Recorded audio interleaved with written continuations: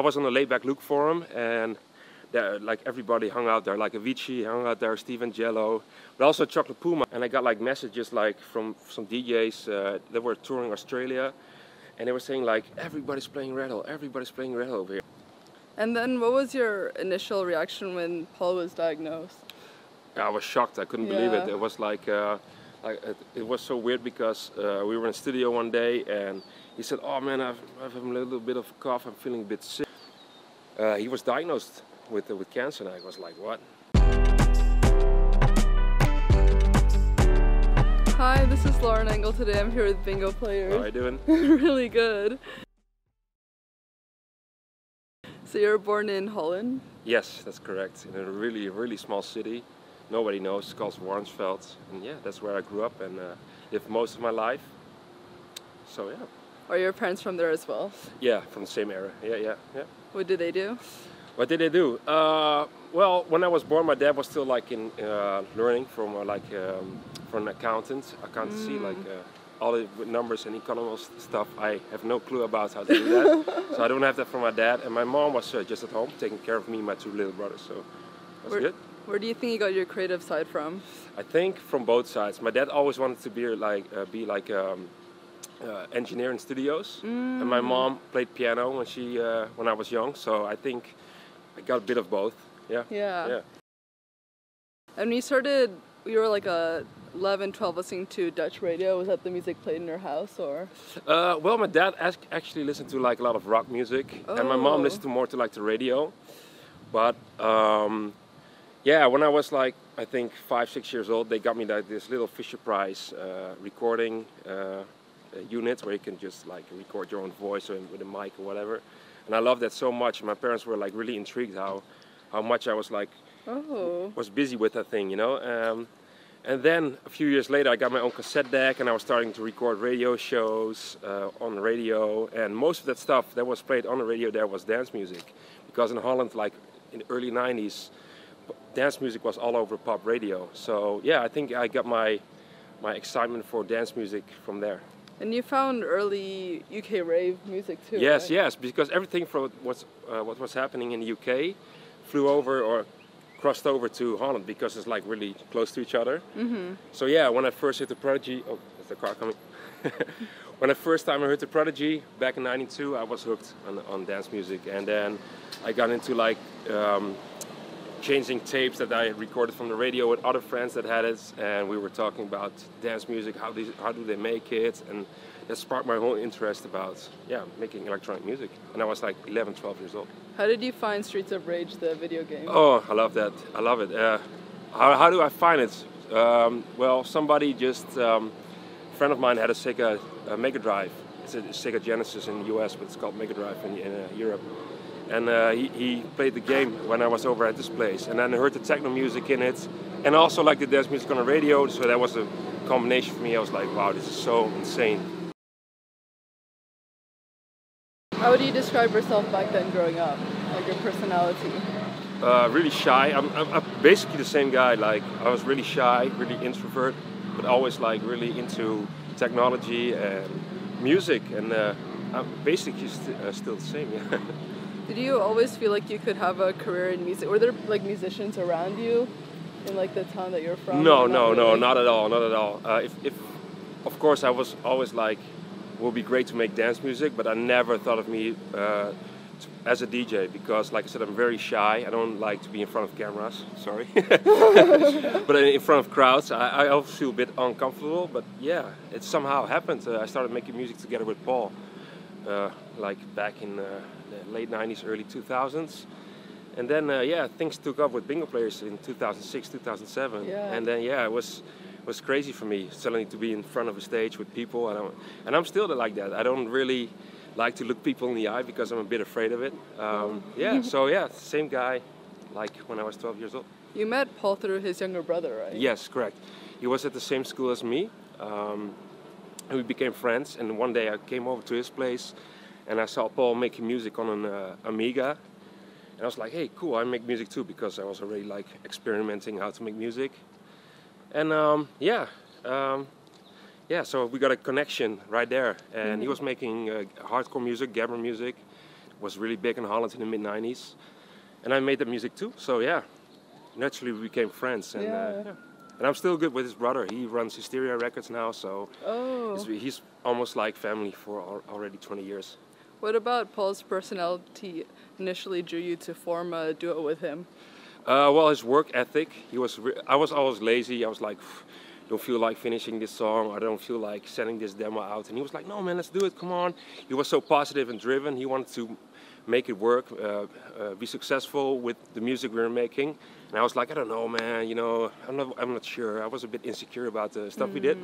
So yeah, that was something I really, really looked up to, because he was also older at the time. So for me, yeah, it's almost like an older brother that pushes you through hard times, you know? Yeah. Yeah. And you've said in previous interviews that you're more the technical one. He has like the instant feedback, yes, the creativity. Yeah, exactly. He's really good with like listening to songs and saying like, okay, you have to change this and change that. And I was like, oh man, why do we change this? Because it already sounds so cool. And he was like, no, people won't get that. So make it more simpler and make it more commercial if you want to. But yeah, he was really good with that. Did you like school growing up? Yeah, I had a great time at school. I was a bit of a weird guy because like where I lived is like a small city, so naturally most of the guys listen to rock music. It's more like a country vibe, so everybody's into rock and that kind of stuff. And I was secretly into electronic music, which people, sometimes they loved it, sometimes they don't. But I also listen to hip hop and rap a lot, and that was a no-go. Like if you listen to hip hop or rap music, it was like, and I'm sorry to say this, but they say it's black music. You know, we don't get it. So I was like, man, I'm loving this stuff, you know. So yeah, and then Cypress Hill came. They were, oh yeah, rap music, that's fucking dope. And it was like, come on, guys, you're so fucking racist with this stuff, you know. But yeah, it was a really, I say like, very biased people that lived there. But my school was great, you know. I had a fun time. I had no real issues or whatever. But it was good. Yeah. And then, so when you formed Bingo Players, were you still in high school, or how old were you? No, well, Bingo Players was just when I was like graduating. I don't know how to say it over here. I think it's college.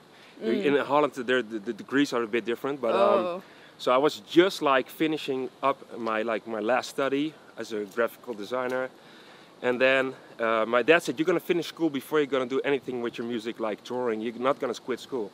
And the day I graduated, I swear to God, we got like the first bookings in to play outside of Europe. And I was like, oh, wow. This is like such a coincidence. Like it's like almost a sign, you know? Mm-hmm. And then, so what initially drew you to study graphic design? Well, it's not really graphic design. It's more video motion. I think it has to do with video games as well. I love the aesthetics of video games. I love like how logos look and that kind of stuff. So I went into the media school. And studied that, how to make like animations and that kind of stuff. Yeah, I love that. Was it in the back of the head that you wanted to do music, or do you think you could do a career in video game graphic design? Yeah. Well, I never thought, like I said, that I would be doing like music for a living. But I think like graphic design or like video animations and music is really close to each other. So I was good like combining both. Like we get like people in that want to have a commercial or whatever. And they wanted to have like sound effects underneath it as well. So I could do like the animation, also do like the cool stuff underneath it. So it was a good combination for me. I could gap the bridge between the really graphical guys and the guys that did audio. Yeah. How did you get yourself out there initially? Well, it just happened because I was on the Laidback Luke forum, and there, like everybody hung out there, like Avicii hung out there, Steve Angelo, but also Chocolate Puma. And I already know one of the guys from Chocolate Puma for a while. And I met Gaston a couple of times. And then I had a song together with Paul. And that loop was like a Chocolate Puma song. And I was telling Gaston, like, listen, I got this loop, I think it's perfect for you. And then they were like, yeah, let's do a collaboration. So then Touch Me came out, and it blew up like in the Beatport charts. So all the DJs were playing that, and then it suddenly happened. Like we kept going, and then we got our first bookings. And then it was because of that song that managers and stuff started finding you? Yeah, exactly. We always were like looking towards like one record label, like one management agency that were combined. In Holland it was called One Management and Sneakers Music. And we were like, we knew a guy over there, and he was like, yeah, first he was like, I'm not sure, and then we blew up and he was like, okay, we're gonna sign you guys. And then we were there sitting with Fedde Le Grand, for instance, and it was crazy. And then, yeah, they signed us. And from there, our career took up. Yeah. And was it from early on that you were already able to make money from, or did you have jobs in between college and bingo players? Well, I was still working at like the graphical company. Like when I graduated, I did like an internship, and I was still working there for a year. And every month, I got more and more shows in Holland. And at a certain point, I said to the guy, like, listen, I can choose now for music, or I can stay here working for you. And he was like, go for it. And I was so thankful that we got the money to survive those months, and then things got better, and then I could just quit the job and just do music full time. So everything was like perfect. There was like nothing that was like, I had to like drink water and bread like for a couple of months or whatever. It was just like that, yeah. Yeah, and then actually the first show that you ever had was this small club in Holland, like the power went out and everything. Yeah. It was close to our hometown, and yeah, it was. We were playing like 3 songs, power went out. Another 2 songs, power went out. But I think through those experiences, you learn a lot about how to deal with, like, you learn a lot of it. I mean, how to say this? Like all these like shows where things go wrong, you learn and you grow from that, from those experiences. And so now when something happens, I'm not scared anymore. It's like, okay, yeah, I've been through this before. I managed to solve it then. I will solve it right now. So. Yeah. And one of the songs that I found you through was Rattle, which actually exploded my mind when I first heard of electronic music, especially growing up in Hong Kong. It was like, I was so surprised to like find it. It really like clicked to me. Thank you. Was that something that was similar to your previous songs, or did you know that you were onto something different? No, actually, we are always trying to make every song different. So at a certain point, we heard the sound, like the lead sound here, like the trumpet kind of sound. And Paul was like, we have to do something with the track. And so I made the melody, like of course the hook. And then, suddenly we sent it to Spinning Records, where we were on the label back then. And they were like, this is awesome, we're going to release it. So they put a YouTube, so they put it on YouTube for a preview. And we got like so many negative comments. People were like thumbing it down, and we're like, okay. We were calling Spinning Records like, guys, please, please, please don't release this song. People hate it, people hate it. And Spinning was, no, release it, trust us. This is going to be a big one. So okay, it went on and went on, and then I was at home for a couple of weeks, and I got like messages like from some DJs that were touring Australia, and they were saying like, everybody's playing Rattle over here. I couldn't believe it. I was like, really? Yeah. So yeah, then that happened. So the song blew up, and then we got a vocal version together with Forest Movement, and then it was #1 in UK, and it was never been done by a Dutch artist for over like 20 years or 25 years. So for us, it was surreal. I was like on a holiday in St. Maarten, and I got a call from Paul like, listen, we're almost #1. We still have to beat like Britney Spears. It's between and Will I Am with I've forgotten that song's name, but so it was like between them and us. And then the next day, I got a call. We're #1, and it was so surreal. I was like at the beach just chilling, like super easy, and I couldn't believe like all the madness that's going behind the stage or behind the curtains. So yeah, that was great. And then then the bookings came in, and everything went like extreme from that point. Do you think you had pressure because of that song being a hit, that you had to follow it up and keep following it up? This is like what every DJ, every producer, every artist has. Like once you have like a big song, you have to level. The next song has to be that good, but it's really hard to do that. And we tried, of course, but nothing ever came close to like how big Rattle was. Of course, you can't have 2 UK #1 hits. Like that's almost impossible. But we tried, of course. But we're still really thankful how Rattle came out and how people supported that. Even though we were like, skip that song, you know, that's crazy. Yeah. And then, what was your initial reaction when Paul was diagnosed? I was shocked. I couldn't believe it. It was like it was so weird because we were in the studio one day and he said, "Oh man, I've a little bit of a cough. I'm feeling a bit sick or whatever." And I was like, "Oh man, it's probably nothing." And then so he went to the doctor and he was like, "Yeah, we gotta get checked out." And then they checked his blood, and then he was diagnosed with cancer. And I was like, "What?" So yeah, and then from there it went downhill real quick. It was unreal for me that time, and we were like on the peak of like everything we were doing. I was touring alone at that time because he couldn't anymore, of course. And I was doing all these great shows. Like I think that year we did the most shows of everybody ever in Holland. Like we were like #1. Like I think I did over 250 shows that year, and he wasn't there. I did a bus tour that year where what he would have loved, because he was always like, oh man, I want to go on a bus tour just like the rock bands did in the early days. So I had to do all that stuff like without him. And yeah, and then I had to check all the time, like with him, like calling him and stuff. And but at a certain point, he was like so far, disconnected with reality. I had to like call his girlfriend to hear what's up, and that was really, really, really intense. And then yeah, later that year he died. So it was like height of the success, the best thing you could have, with the worst thing you could ever like imagine. So it was a bittersweet time for me. Yeah. What kind of advice do you have for people who are dealing with a close loved one's death? Yeah, I don't really have advice. I think everybody takes it or how you say, like processes it on their own way, you know. Like of course I was really sad, but at the same time I was like, I have to keep going because of him, because we worked really hard for what we have accomplished so far. So I was busy like just working and keeping him in memory. Even when he was sick, not like after it, but like also when he was like at home, and I knew he checked like the social media and stuff, and he saw like me playing the big shows, and that must have been tough on him as well, because like we did the New York Ballroom, like what's it called again? Rosen Ballroom, yeah.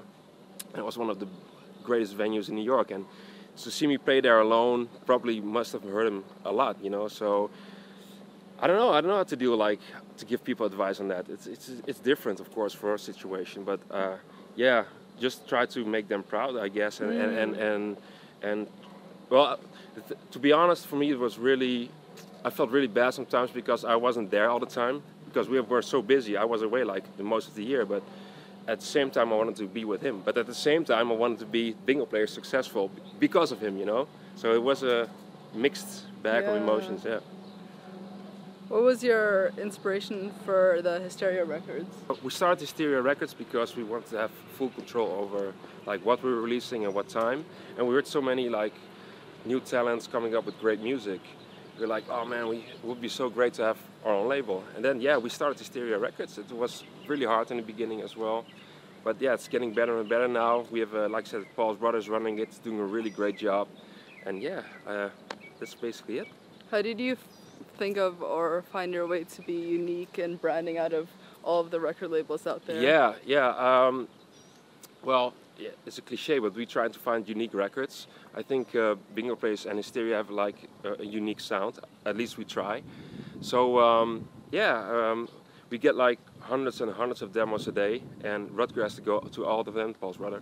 And it's we only pick out like the songs we really feel like it's something special. Sometimes it works, sometimes it doesn't, but at least we can say it's like unique. It's something different than you hear at that time. Yeah. How did you connect with Sia? With Sia, well, that's a long story. We got it through. Like I'm signed to like Stellar Music, which is Stargate. Stargate's close with Sia, and they came with the top line. So we did Knock You Out, and she wrote the lyrics. So yeah, it's great. It was amazing to have like Sia on your record. Yeah. And what was the idea behind F Cancer? Well, of course, in memory of Paul. We wanted to raise money and awareness of cancer, of course. And yeah, we did whole runs with the F Cancer company, and it was really great to do something back to make to get some money for the cancer research, of course. And I think dance music is a great way to do that. How did you connect with MC Iceman? Well, Paul and I did a show in Mallorca in Spain, and that was the show called Planet G. And we were playing there, and Raoul was there playing as well, or like emceeing at the show, and he was like, man, this guy's really good. Yeah, I know. So years went by, Paul passed away, and I'm like the guy, like I said, behind the decks just playing, and Paul's more the entertaining guy, emceeing as well. But I'm really bad at emceeing. I'm really, not good at that, like interacting with the crowd on that level. So I was thinking about, I should get somebody on board to come with me, to support me, and to help with hyping up the shows. So I was like, remember that guy from Mallorca? He was really good. So I hit up Iceman. I was like, dude, you want to do some shows together? Let's see how it goes. And it instantly clicked. He's like such a nice guy, and we became really good friends. Like, if we stop bingo players, I will always be like going to his place or whatever and chill out together. He's like, I think if he wasn't there after Paul passed away, like, if I haven't met him, probably I will like maybe stop, because on the road as well, he's such a good friend. I traveled alone for a couple of weeks after Paul passed away, and it was really, really tough. You know, it feels lonely, but together with him is like fun again. You know, so I'm really thankful that our paths crossed. And I think it's a funny thing that Paul and I together discovered him. So Paul would probably approve of that stuff, you know. Yeah. So and I recently found an old picture of us like at the club that night, like with the three of us, and I was like, man, that's so weird to see. It's so beautiful, you know. So yeah, that's amazing. Mm-hmm. Yeah. What have you learned so far of being a father? So what I've learned from being a parent is not to take things too seriously. When I see my son, you know, I'm like, sometimes I could like stress over big things, like, or like things that aren't that important in hindsight, you know. So yeah, sort of. What's your son's personality like? It's a bit of both, you know. Sometimes it's like his mom, sometimes he's a bit like me. He's really like into like gaming and stuff as well. He likes that stuff. Like, oh man, don't start at this age. No, he loves music, of course. But he can have like, his mom is Brazilian, so he can have like that. I say that that very I say passion about things. You know, like goes for something, he goes for it. So yeah. And in your free time, you make like classical music and movie kind of soundtracks, right? Yeah, I did it in the past. I don't have time for it anymore because I try to focus a lot of bingo players now, and I have, of course, now the family, so there's not a lot of free time I have to experiment with other genres. But I did that in the past. Yeah, I did like music for like student college movies, whatever. But it was classical music, and I love to do that. Will it ever see the light of day? Will you ever put it out? Oh yeah. One day I will. But it's not as good. But I love doing that, because then if you explore other genres and do something completely opposite, you get so much like inspiration for dance music again. And you're like playing with some strings or like with a violin, you're like, oh wow, this could be great for dance song or like electronic song as well. Yeah. How do you see you've grown as a person since you were younger? Sorry? How have you grown as a person? Yeah, like I said, I think you get, of course, more adult. You think about stuff more. Little things that first could like be a big issue to you could be like just leave it alone right now, you know. So I think you get a bit wiser, but basically I'm the same as, like I said, like I was 12 years old, just a little bit more like not as stressed out, or like I said, like making big things out of small things, you know. How do you say your music has changed since the early songs you made way back? I don't think like the bingo players' music has changed that much. In the early days we were like really with the groovy stuff, and I think that's still in the music, but like the production, of course, changes over the course of the years. Music changes so fast in electronic music. So yeah, I think like everybody says, I can hear the bingo bounce in your song still, and it's weird because we never thought about having our signature sound, but somehow you do it like unconsciously. Just the production and the mixing and how the sounds are translated to on big systems or on the audio systems, that changes, you know. Like if you hear like dance music from 10 years ago, and you would listen to it right now on the radio, you'll be like, oh, this sounds so flat, or this will sound so thin, and now it sounds way bigger, because like the computers became better. There are like tutorials online where you can learn how to mix and master your stuff, and we didn't have that back in the days. And especially before the computer days, everybody had a synthesizer and stuff. You can only use like 10 sounds at once in a song and that kind of stuff. So the limitations of making music have been gone. So that's why music sounds different maybe than 10 years ago. But I think like the basics, or how you make your music. I mean the grooves and the feeling is still there. Yeah. Other than Paul's passing, what would you say have been your biggest challenges so far? My biggest challenge? Well, I think the biggest challenge is combining family life with the touring. Yeah, I think that's still pretty rough, you know. And I'm 2 weeks here in LA, and I'm Skyping with my son and my girlfriend, and I think that's it's pretty rough to balance that sometimes. Taking care of yourself, and yeah, making sure you're like focused on one side of the music and one other side on your family and your social life. And yeah, my social life has been with like seeing friends and stuff. That's really hard. I try to see them as much as possible, but yeah, if you only have like so many days in a year, so yeah, you have to try to find a balance in that, and that's pretty challenging. Yeah. Yeah. What does love mean to you? What love means to me can be many different things. You can have love for music, and love for your family. You can have love for yeah, so many things. For me, I think love is where you're at your most happiest. Like I said, I'm really happy when I'm out here, like with the music and with Iceman, and of course like everybody that surrounds it. But it can also be like when I'm at home, just chilling on a couch with my son, watching like Despicable Me 3 for the millionth time. You know, I mean, I think love and happiness are like, of course, like intertwined, and so yeah, for me that's love. Yeah. Last question: what do you want to be remembered for? Hopefully a good person.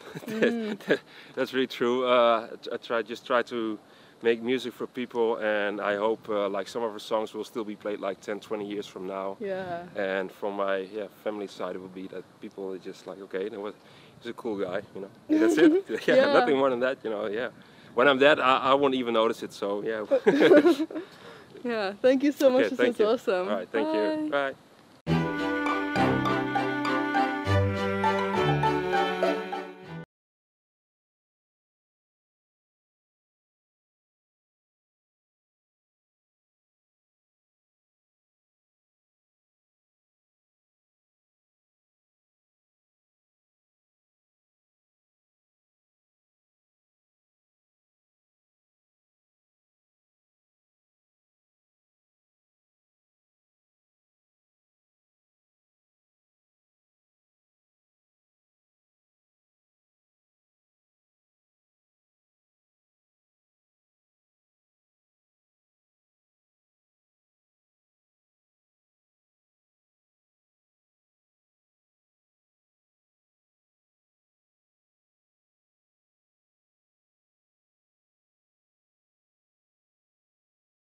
I'll cut it. Yeah, sure.